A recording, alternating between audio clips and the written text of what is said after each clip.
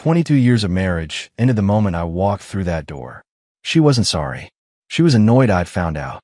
I said nothing and left. By sunrise, I'd cut every connection. Then someone called me with information that turned everything into something much darker. My name is Brandon Hayes. I'm 44 years old, and until 3 weeks ago, I thought I had it all figured out. I'm a senior consultant and co-owner of Hayes Kingsley Management Consulting, a firm I built from the ground up with my college buddy Brett Kingsley. We met freshman year at UT Austin, became inseparable, and after graduation, we decided to go into business together. For 20 years, we've been helping mid-sized companies streamline operations, cut costs, and maximize efficiency. The business has been good to us, really good. We've got offices in Dallas and Houston, 15 full-time consultants on staff, and a client roster that reads like a who's who of Texas industry. I met Miranda at a charity gala 23 years ago. She was working as an accountant for a nonprofit, sharp as a tack, beautiful in a way that didn't need announcing. She had this quiet confidence that drew me in.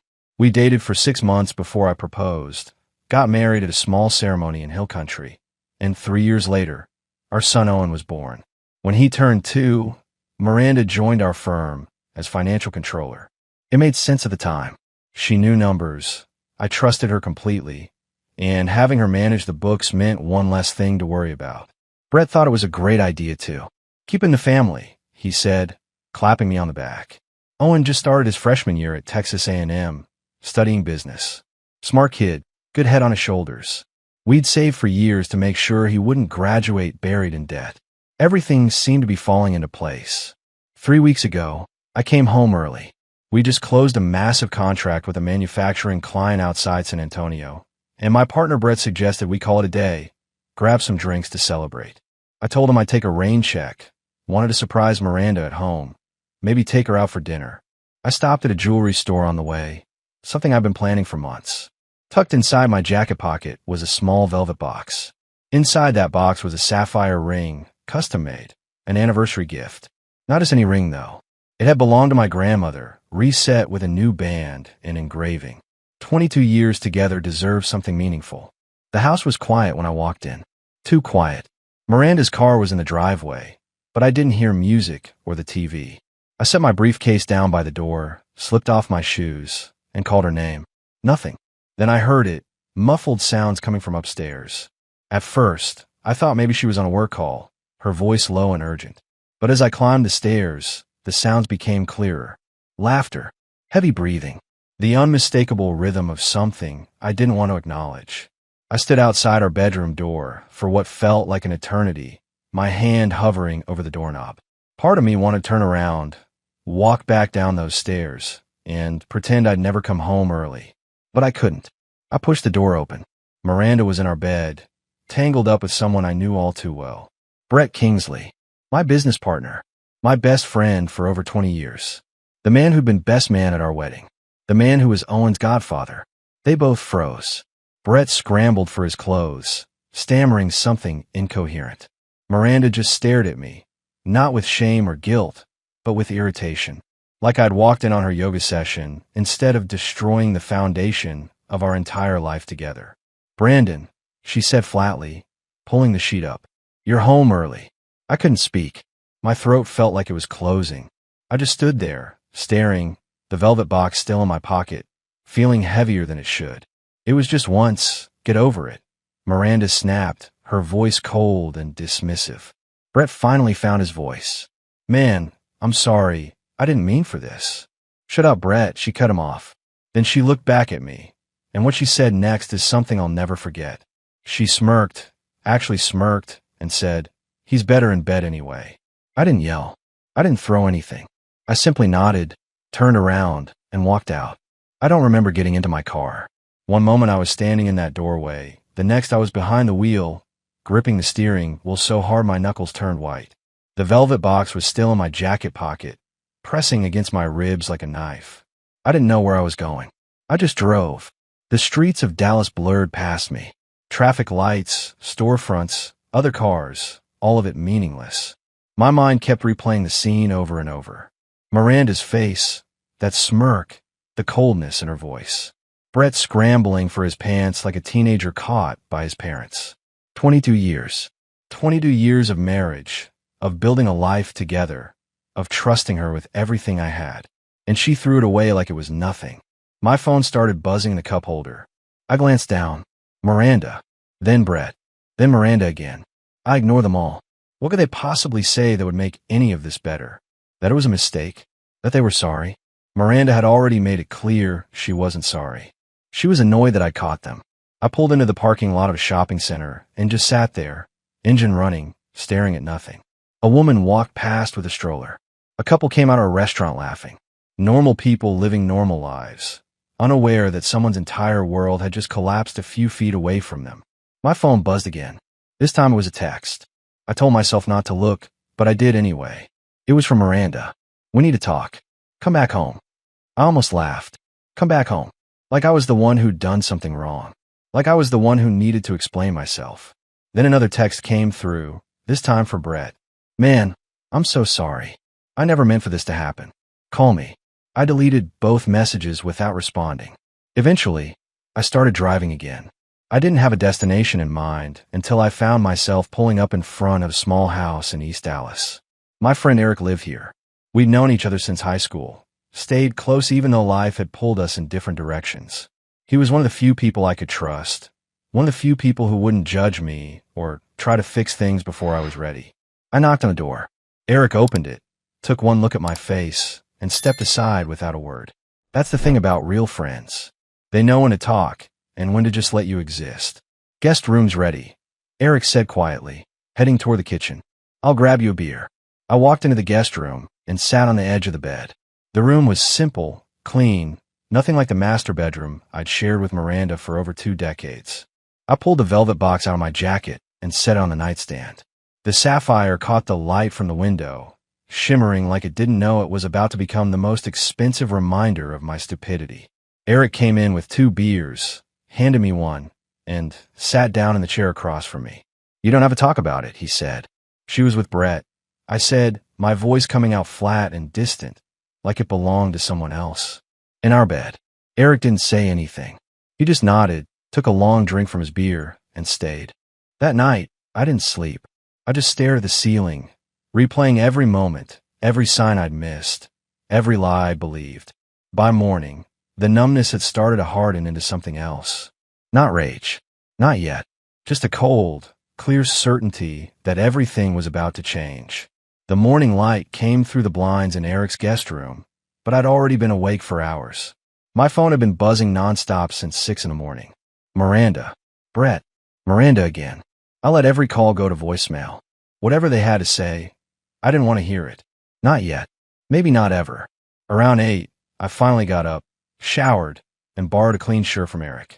He was already in the kitchen, making coffee when I came downstairs. Sleep at all? Eric asked, handing me a mug. Not really, I said, taking a long sip. The coffee was strong, bitter, exactly what I needed. He nodded, didn't push. That's what I appreciated about him. He knew when to give space and when to just exist in the same room without filling it with meaningless words.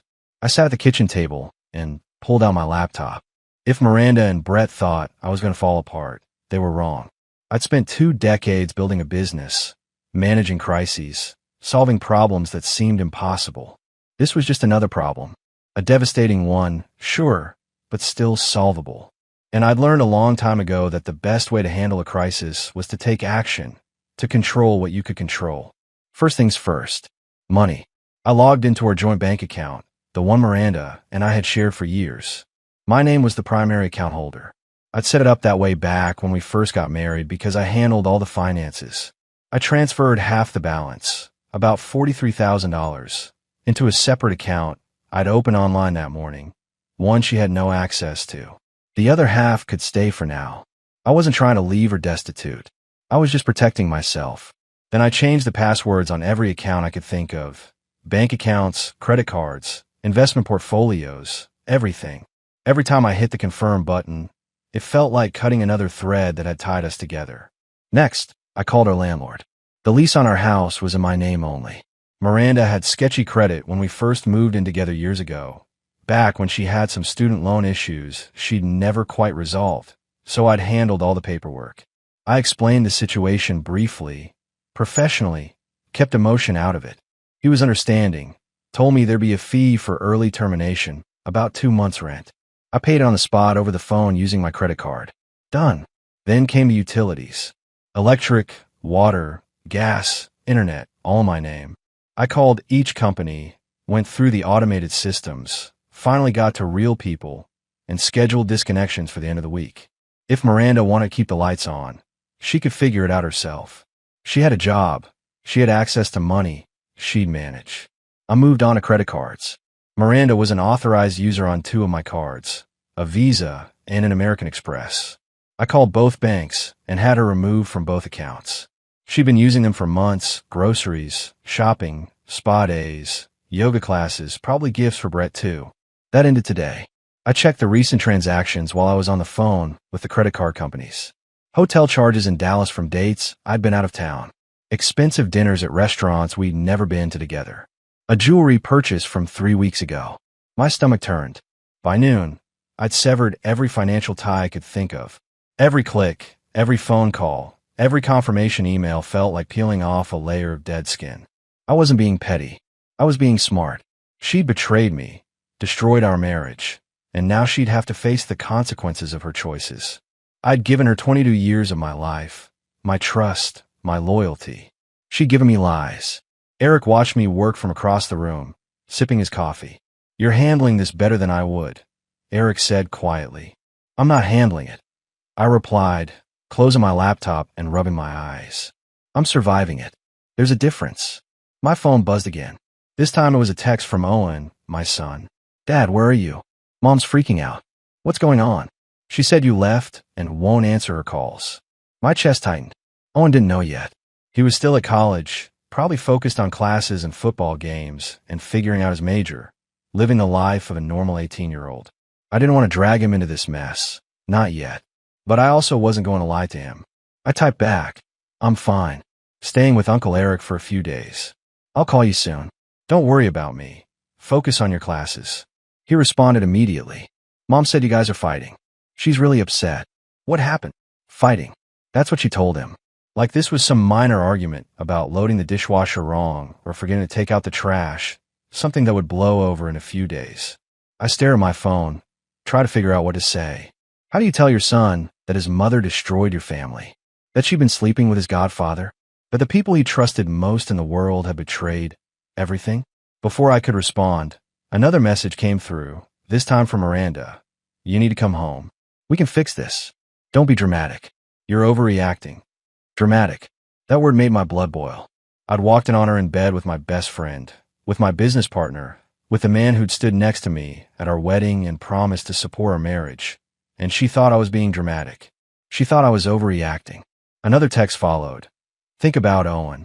Think about our family. Don't throw away everything we built over one mistake." One mistake. She kept using that phrase like it absolved her of everything. I turned off my phone and set it face down on the table. I couldn't deal with this right now. I needed to think clearly, needed to plan my next moves without her voice in my head. "I need to go back to the house," I said to Eric. "Get my things before she does something stupid like change the locks or throw my stuff out." Eric nodded, setting down his mug. "Wanting to come with you?" "Yeah," I said. "I think I do. I don't trust myself to stay calm if she's there." Eric grabbed his keys. "Let's go then." We drove to the house in silence. Eric didn't try to fill the quiet with useless platitudes or advice. He just drove, occasionally glancing over at me to make sure I was holding it together. I was barely.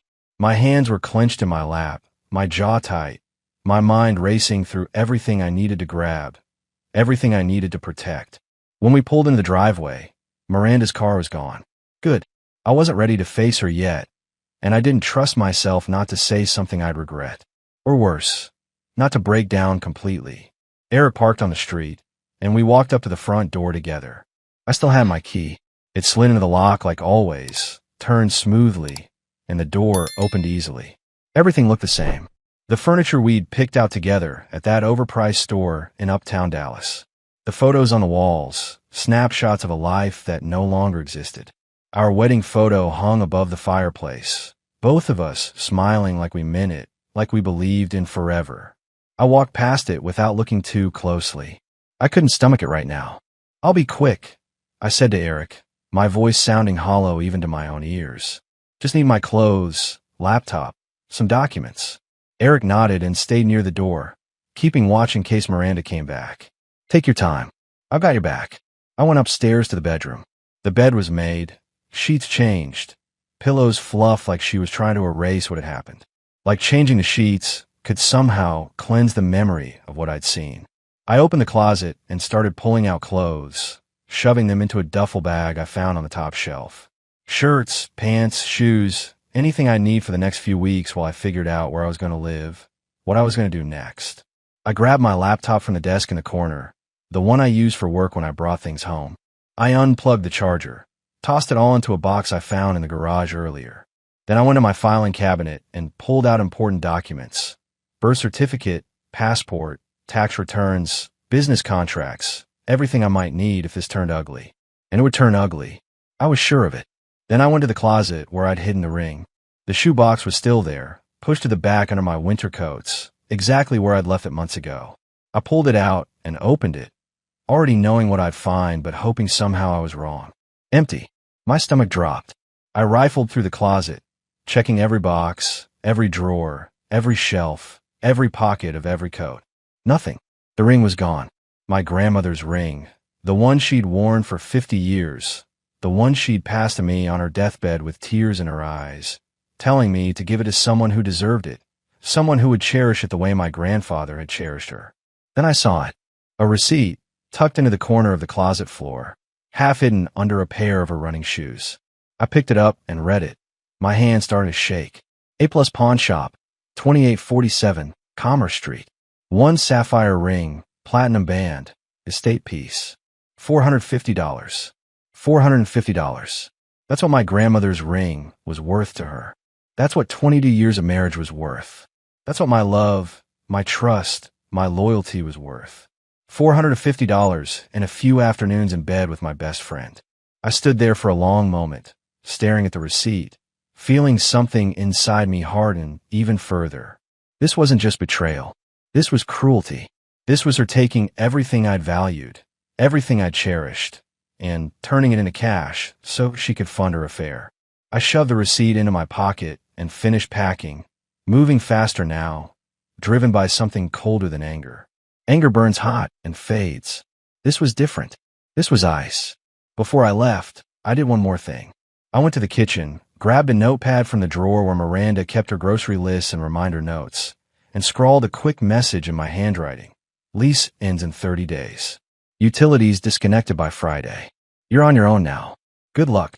I left the note on the counter next to the coffee maker, where I knew she'd see it first thing in the morning, grabbed my things, and walked out.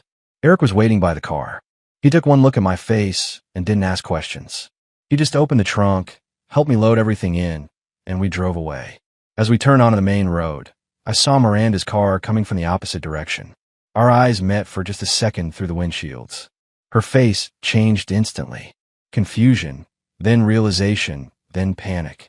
She hit the brakes hard, tried to turn around in the middle of the street, but traffic was too heavy. Cars honked. Someone yelled. I watched her in the rearview mirror, frantically trying to maneuver, her face twisted in desperation, and then she disappeared from view. Good. Let her panic. Let her wonder what I'd taken, what I knew, what I was planning.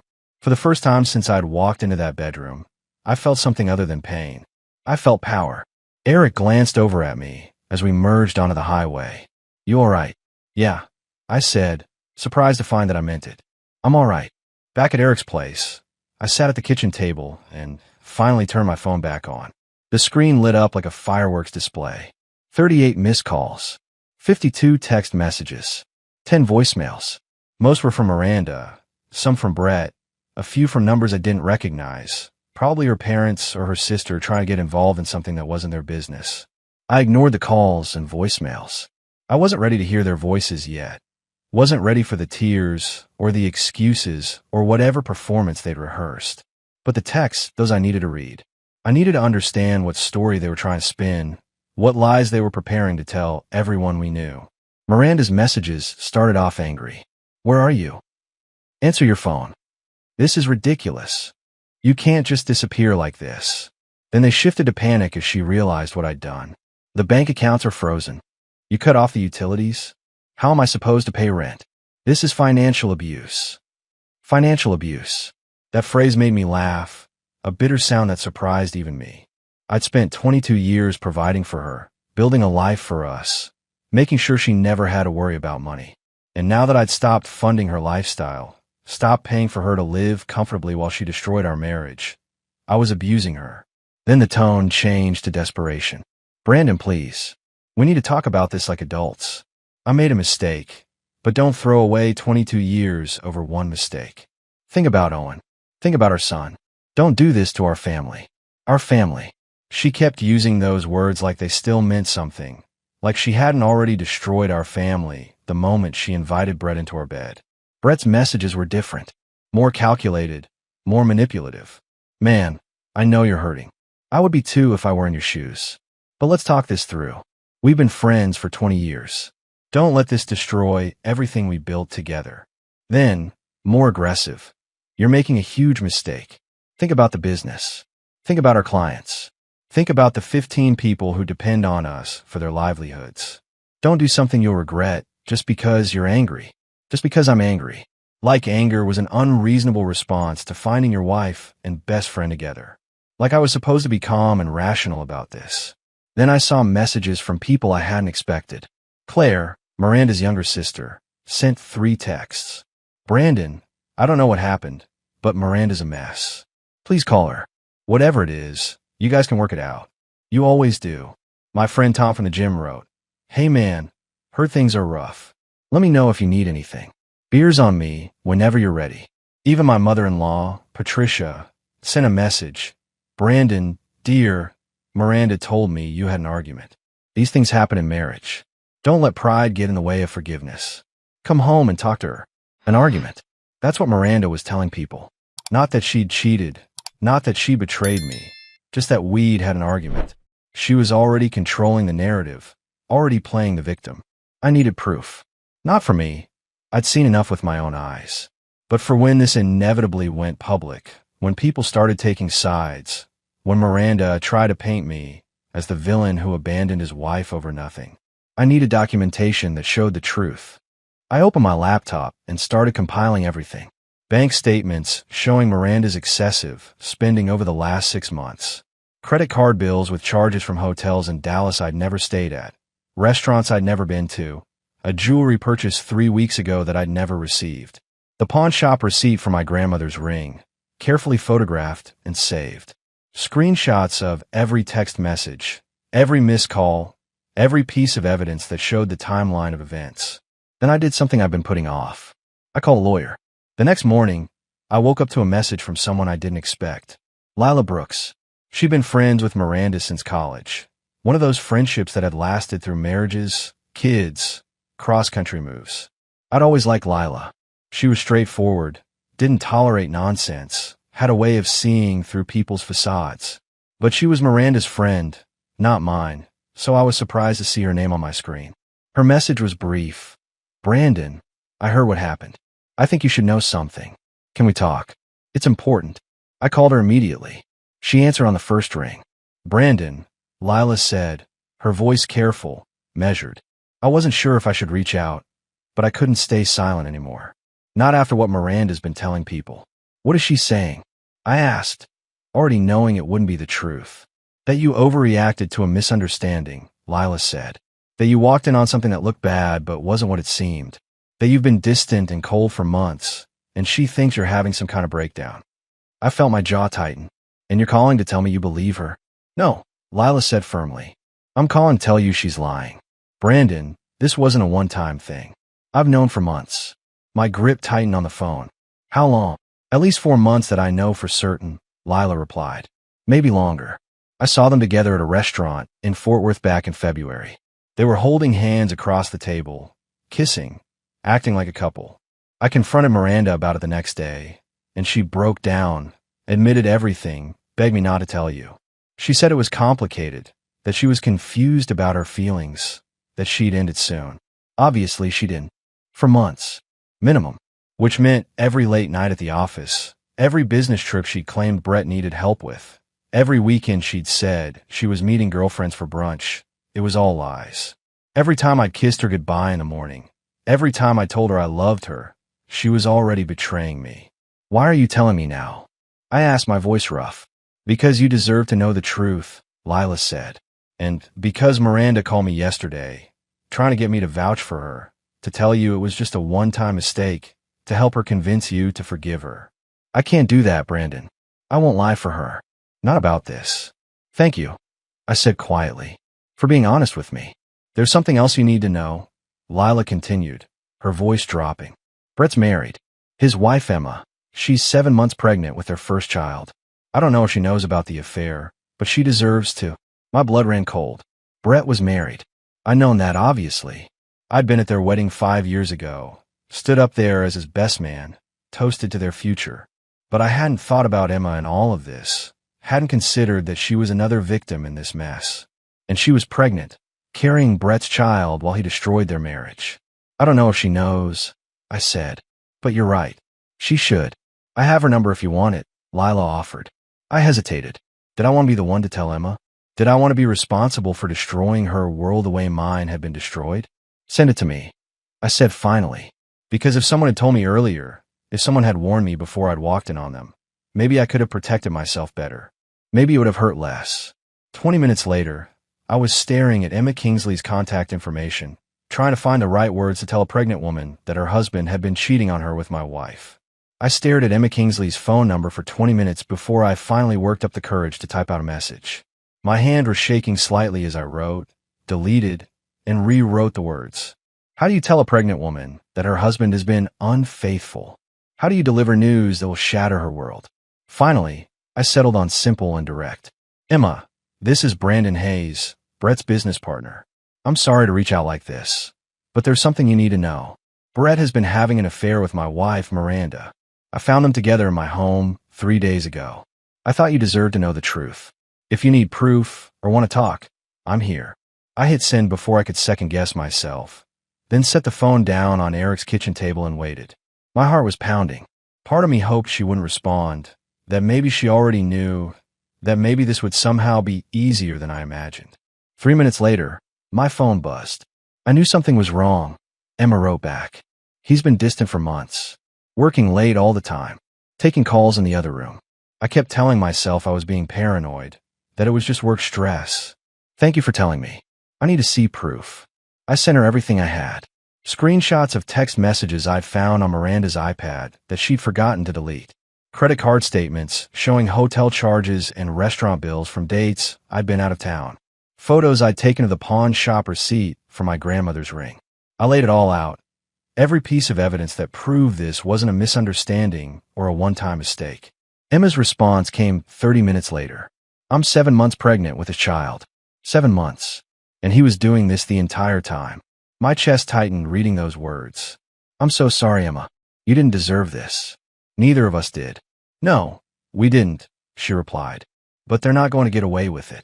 I'm calling a lawyer tomorrow morning, and I'm going to make sure everyone knows exactly what kind of man Brett Kingsley really is. The next morning, I woke up to a text from Emma. I did something last night. I thought you should know. My stomach dropped. What did you do?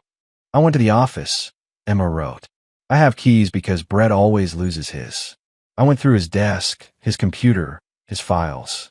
Brandon, this affair has been going on for at least 6 months. I found emails, hotel reservations, everything. They've been using company credit cards to pay for their hotel rooms. That's embezzlement. 6 months. Even longer than Lila had thought. Which meant every business trip, every late night at the office, every time Brett had said he was working on a big client proposal, he'd been with Miranda instead. I took photos of everything, Emma continued, and I sent them to your company's board of directors this morning. Brett's been stealing from the business to fund his affair. That violates his fiduciary duty as a partner. They'll have to investigate. I sat back in my chair, processing this. Emma had just weaponized the corporate structure against them. If the board launched an investigation and found evidence of embezzlement, Brett could be removed as a partner. He could lose everything. Thank you, I typed back, for doing what I should have thought to do. We're in this together now, Emma replied. They destroyed our families. Let's make sure they face real consequences. I called my lawyer, Patricia Holt, and explained everything Emma had found. She was silent for a long moment after I finished. Mr. Hayes, Patricia said finally, her voice sharp and professional. If what Emma found is accurate, your wife and your business partner have been committing fraud. This changes everything. We're not just talking about a divorce anymore. We're talking about potential criminal charges. 2 days later, I received a call from Richard Hoffman, the chairman of our company's board of directors. I'd known Richard for 15 years, respected him, trusted his judgment. His voice was grave when he spoke. Brandon, we need to talk about the allegations Emma Kingsley brought to our attention, Richard said. The board has been reviewing the evidence she provided. I'm afraid it's worse than we thought. How much worse? I asked, already bracing myself. Brett has been using company credit cards to pay for hotel rooms, dinners, and travel for at least 8 months, Richard said. We're talking about $73,000 in fraudulent charges. He's been billing them as client entertainment expenses, but we've contacted the clients he claimed to be entertaining. None of them were ever at those locations. $73,000. Brett had stolen $73,000 from our company, from our employees, from the business we'd built together, just to fund his affair with my wife. There's more, Richard continued. Miranda, as the company's financial controller, approved every single one of those fraudulent expense reports. She signed off on them, processed the reimbursements, and never flagged them as suspicious. Either she was complicit in the theft, or she was criminally negligent in her duties. My hands clenched into fists. Miranda hadn't just cheated on me. She'd helped Brett steal from our company, helped him cover his tracks, helped him destroy everything we'd worked for. What happens now? I asked. The board is meeting tomorrow morning, Richard said. We're going to vote on whether to terminate Brett's partnership and refer the matter to law enforcement. We're also going to terminate Miranda's employment effective immediately. I'm sorry, Brandon. I know this is your wife, but we can't ignore theft on this scale. She's not my wife anymore, I said quietly. Do what needs to be done. That afternoon, I got a message from Owen. Dad, what's going on? Mom called me crying. She said she lost her job. She said you're trying to destroy her. Is that true? I closed my eyes, took a deep breath, and called my son. It was time he knew the truth. Owen, I said when he answered, I need to tell you something, and it's going to be hard to hear. Dad, you're scaring me. Owen replied, his voice shaking slightly. Your mother had an affair with Brett. I said, the words coming out flat and emotionless. I found them together 3 days ago. I walked in on them in our bedroom. That's why I left. That's why I cut off financial support. And now we've discovered that Brett has been stealing from the company, and your mother helped him cover it up. There was a long silence on the other end of the line. Then I heard Owen take a shaky breath. Uncle Brett, Owen said finally, his voice breaking. My godfather. Yes, I said. And Mom knew? She helped him. Yes. Another long silence. Then Owen spoke again, his voice harder now, colder. I need some time to process this, Dad. But I believe you. Mom's been acting weird for months. I thought it was just stress from work, but now it makes sense. Take all the time you need, I said. I'm here when you're ready to talk. After we hung up, I sat in Eric's living room and stared at the wall. My son knew the truth now. My business partner was about to lose everything. My wife was about to face criminal charges. The board meeting happened on a Thursday morning. I wasn't invited to attend, which was probably for the best. I would have said things I couldn't take back, done things that wouldn't have helped anyone. Instead, I sat in Eric's living room, waiting for the call that would tell me what decision they'd made. Richard Hoffman called me at 11:30. His voice was somber but firm.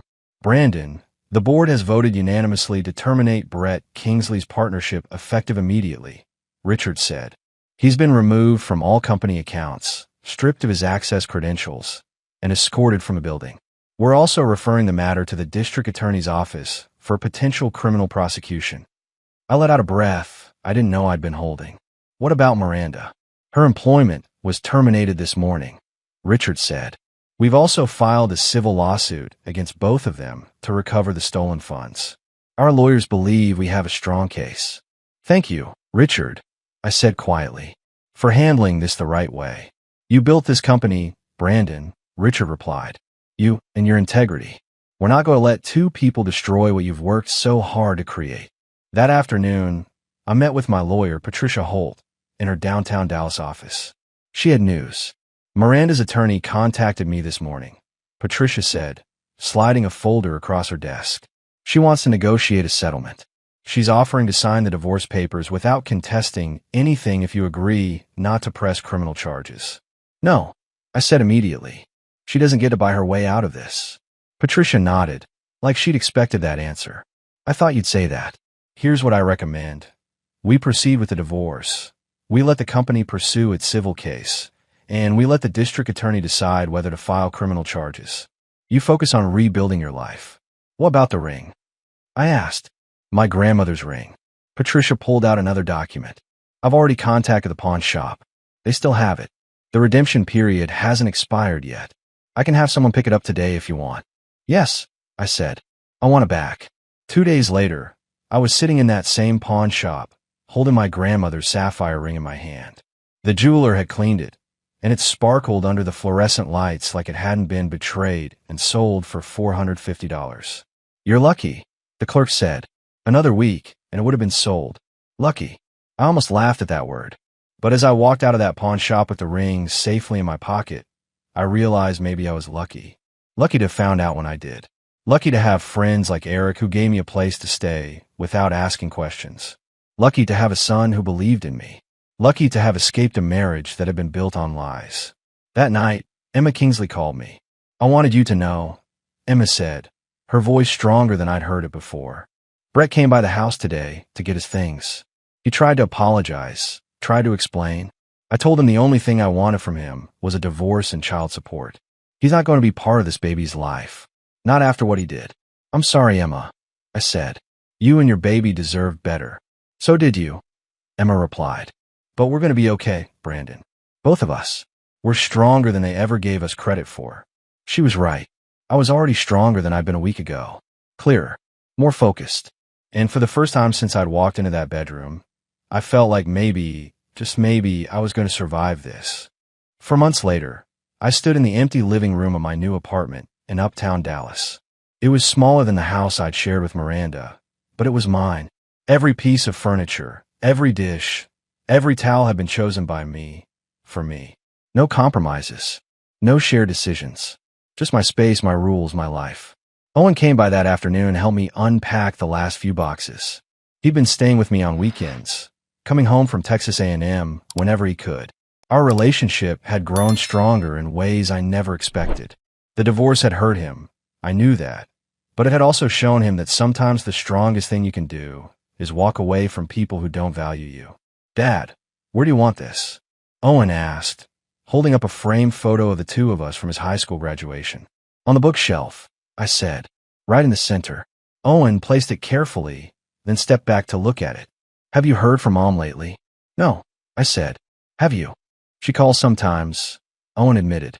Tries to explain, tries to justify what she did. I don't really want to hear it.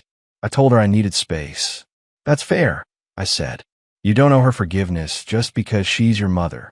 The divorce had been finalized 2 weeks ago. Miranda had ultimately signed the papers without contesting anything, probably because her lawyer told her she had no case.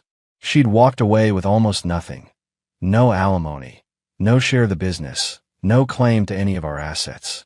The prenup we'd signed 22 years ago had protected me, and her infidelity had voided any claim she might have had. Brett had fared even worse. The district attorney had filed criminal charges for embezzlement and fraud. He was facing up to 5 years in prison. His wife Emma had filed for divorce and sole custody of their daughter, who'd been born 6 weeks ago. I'd sent Emma flowers at the hospital with a card that said simply, "Congratulations. You're going to be an amazing mother." The business was thriving without them. I'd brought in a new partner, someone I'd known professionally for years but never worked with closely. We were landing new clients, expanding into Houston and San Antonio, building something even stronger than before. My phone buzzed. A text from Eric. "Dinner tonight? There's someone I want you to meet." I smiled. Eric had been not so subtly trying to set me up with various women for the past month. I wasn't ready yet. Not really, but I appreciated his efforts. Sure, I typed back, but no promises. I looked around my new apartment, at the life I was building from scratch. It wasn't the life I planned. It wasn't the future I'd imagined when I designed that sapphire ring for Miranda. But it was mine, and it was honest, and it was good. Owen put his hand on my shoulder. "You okay, Dad?" Yeah, I said, and I meant it. I'm okay. I'd learned something important over the past 4 months. Betrayal doesn't have to destroy you. It can reveal who you really are, what you're really made of. And sometimes, losing everything is the first step to finding yourself. The ring sat in a safe deposit box now, waiting for the right person. Someone who would cherish it the way my grandmother had. Someone who would value loyalty and honesty and love. Someone who deserved it. That person wasn't Miranda. But someday, when I was ready, that person would come along. And I'd be ready for them.